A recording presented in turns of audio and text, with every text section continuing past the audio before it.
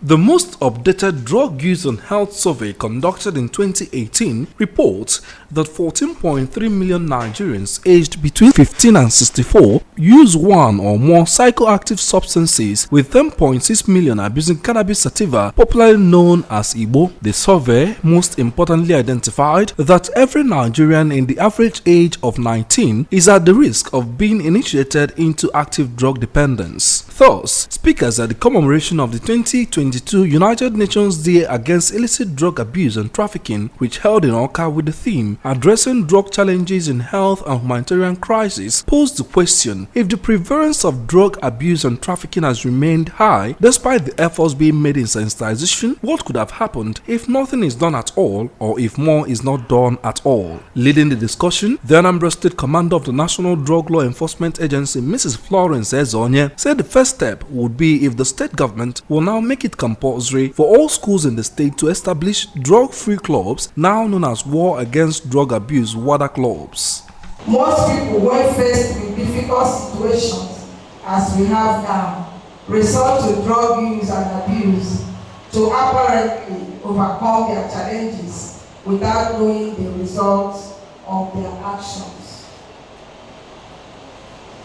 There is need for stakeholders at all levels: local, state, federal government, ministry, departments and agencies, traditional and religious institutions, schools as well as citizens, to deliberately get involved in this anti-drug campaign to rid our society of drug abuse and illicit trafficking.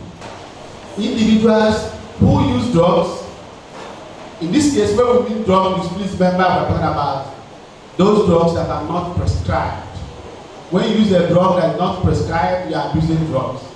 And we are emphasizing in particular psychoactive substances. So when we say drugs or substances, please, we are referring to the same thing context.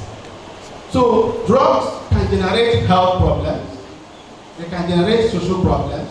For example, we do know that cigarette smoking has been found to cause cancer, apart from other respiratory problems. So that's a health problem. The few days when I stayed in office, the government of Wisconsin have seen the need for stopping this drug abuse, because if you see the link, it links to crime, it links to all those crimes we are having in the society, and that is why we have started tackling it as scientists. We have started tackling based on people that will be treating them, and we have started tackling based on limiting their access to getting this medication for abuse.